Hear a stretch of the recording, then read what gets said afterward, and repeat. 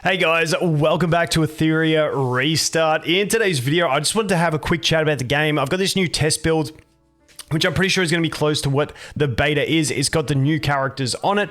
Jumped into an account. You can see we're account level 13, which, you know, this is of grinding gameplay. This is probably 3 hours of maybe even less of gameplay to get to this stage.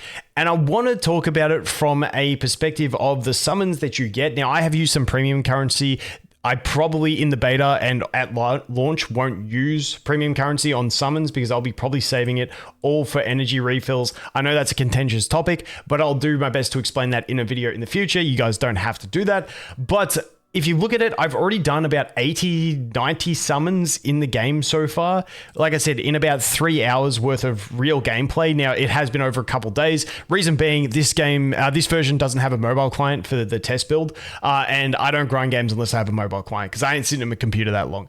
But you know, pretty decent amount of summons in the early game. There's a lot of first rewards that you get through the game. I'll talk about those in a sec. But what I wanted to talk about was what I think is a great free-to-play layout, actually layout for anyone playing the game to be able to progress really well in the game. Now, this is what I'm going to do in the beta and see how it goes. And if I do have any adjustments, I will let you guys know once we get to the global release. Now, just recapping, this is a test build. The beta starts on May 8th. And then the global launch is on June 5. So once beta starts on May 8th, whenever it kicks off, I will be streaming. If you guys want to get in, even if you don't want to play the game in beta and you just want to figure out as much as you can, I'll be streaming as much as I possibly can during that period. But let's jump in and take a look at what I'm talking about. So when you jump into the summons, you get a beginner banner. I think the option to take from that beginner banner is going to be Tiamat. I picked Tiamat.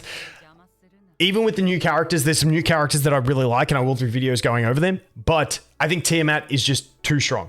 I think she's the one to get. She has also, if you are a spender though, there are some packs that give you like random SSR tickets.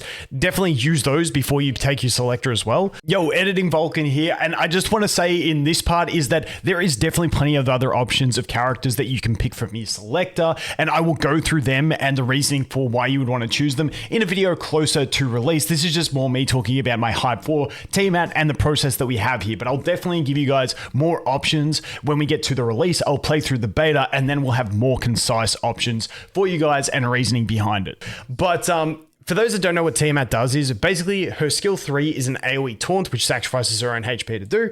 Her second ability is a shield, which gives, like, it sacrifices her own HP to give a shield to allies and heal over time. And then her basic attack is going to absorb her HP to deal damage. So those are like, you can see how they're all absorbing her HP. The reason is because of this bloodshed and her ultimate form. So whenever she gains or loses at max skills 13% of her max HP, she will gain a stack of bloodshed. Once she rates 8 stacks, she will transform into her ultimate form, changing her to only have one attack, which is considered her basic attack, which is a massive AoE nuke based on HP. This is the whole kit that makes her amazing. Her base kit is really nice support, and then her ult kit is just insane damage, and because it's all HP based, you can just build her full HP. I built mine in the beta, full HP. That was the way to go. Maybe eventually crit builds become a thing, but honestly, she hits so hard without any crit, just being stacked HP, which also gives her extra survivability. It's absolutely fantastic.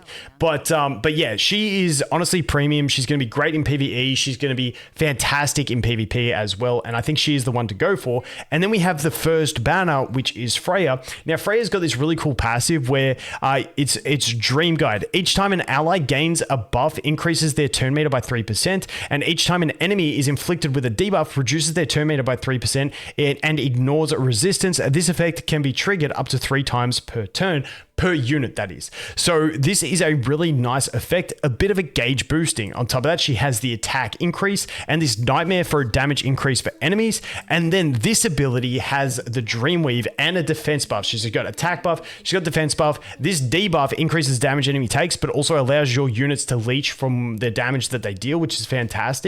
And then this one is the defense up plus Dreamweave, which when inflicted with a debuff consumes 1 stack to purify it up to 3 stacks. So this is going to give 1 stack to allies plus a defense up, plus a 80% chance when max skilled to give a second Dreamweave stack, which is just like her entire kit is really, really nice.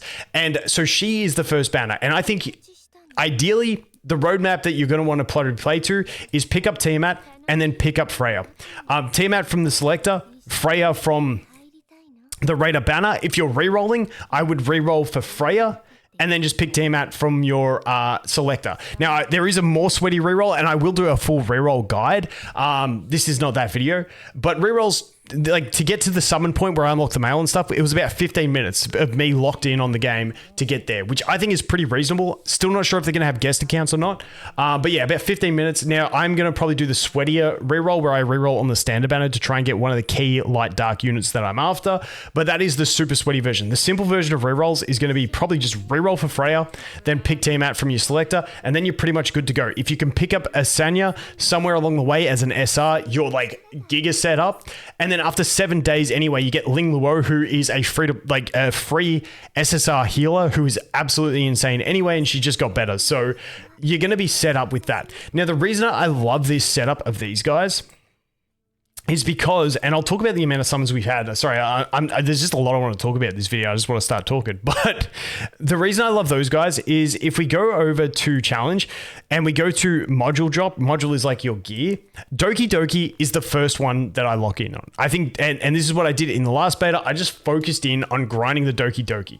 Doki Doki is the one that drops you your speed set. Now, speed set is going to be very important. Now, we do have other speeds, other sets that have speed in them, which is the Swift Raid. There's also another one, but the Swift Raid is also dropped by the Doki, which you can see this is only a +6, which is very low. These are like unique ones that you can only have one of these fancy sets of the +6 sets, but it gives you a 15% speed, and then you can also get the 35% speed from this one. So she has the two of the speed set, like the base speed set and one of the alternative speed sets. And even though speed might not be like the optimal set for every character, you know, some, especially damage dealers, are going to want some of those damage dealing sets.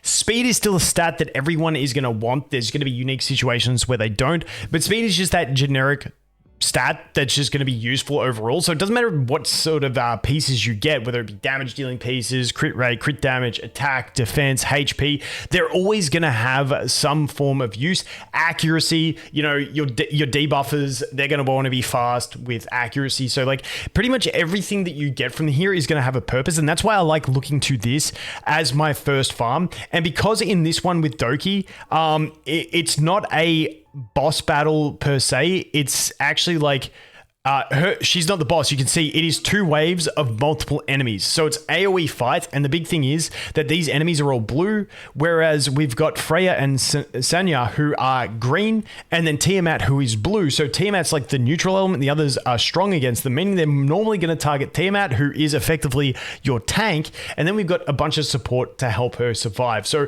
it just works so well with this strategy. Looking to do Doki first. Like I said, this is going to be my sort of game plan for the beta, to experiment and then see if anything changes. And if anything does change, well, then I will update you guys for the global launch of the game. But like I said, I feel like the really safe play for a lot of players, and it just feels good. Like this progression path is to be get Tiamat from your selector, and then get Freya from her banner. Now, once again, if you're rerolling, reroll for Freya, pick up Tiamat, you're good to go.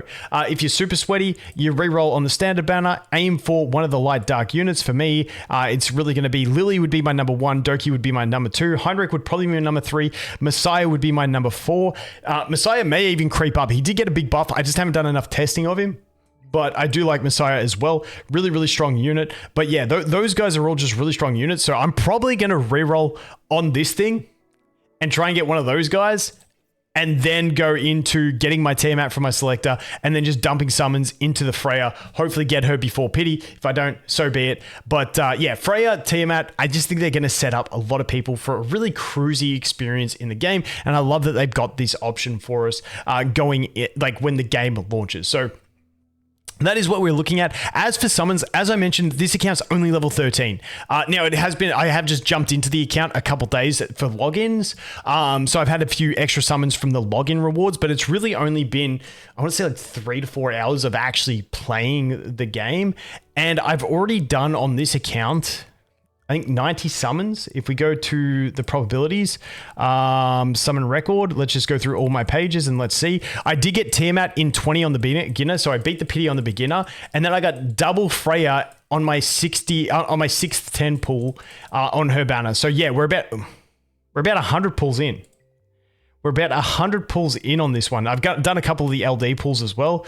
Yeah, 5100. Yeah, so we're at like 102 summons. Leanne's obviously your beginner summon, but that's where we're at. We've done a fair few summons in a very short period of time. As I mentioned at the start, I have used some gems on summons. When it comes to beta, I'm not going to use any gems on summon. I'm going to be really conservative to see how it plays for when I start to plan out for my global launch. But that was just more so to rush, get the Freya, so I could see how the sort of forming of this team would work. But I think it's going to be absolutely fantastic. Once again, I'll come back to you guys with more videos. I'm not going to grind out too many videos before the beta. Once the beta comes, then we'll really lock in, and then obviously global launch will go completely ham.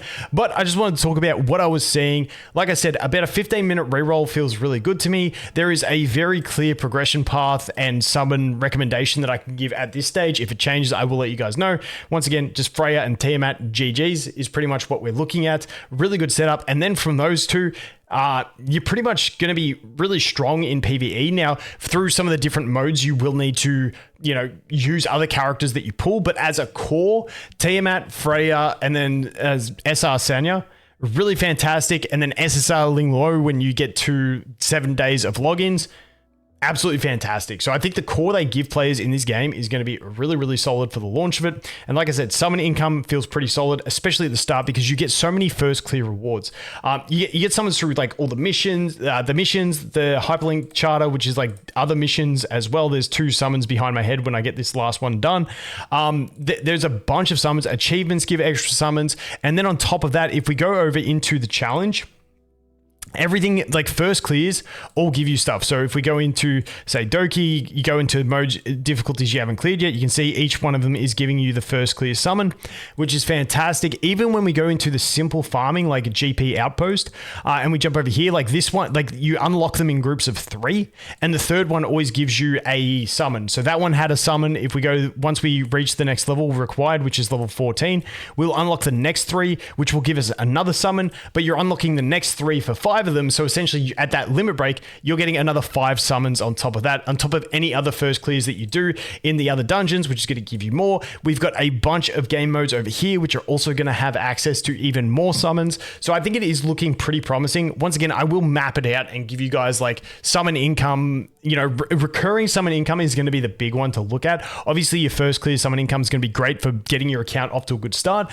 but I'm definitely going to dive deeper into the recurring summon income and get back to you guys by the time we get around to the launch of the game. But like I said, this video is more just me taking a look at things and really liking what I'm seeing from the free-to-play / budget perspective, and just for anyone playing the game, there's a nice clear linear path to go through based on the characters that we can easily obtain in the game from the start. So that is what we're looking at. If you have any other questions about the game, let me know. Like I said, I'm not going to grind too hard until beta, but once the beta comes, we'll be streaming, we'll be making videos, and we'll be ramping up for the launch. But anyway, guys, as always, thanks for watching. Hope you have an awesome day, and I look forward to seeing the next one. Cheers.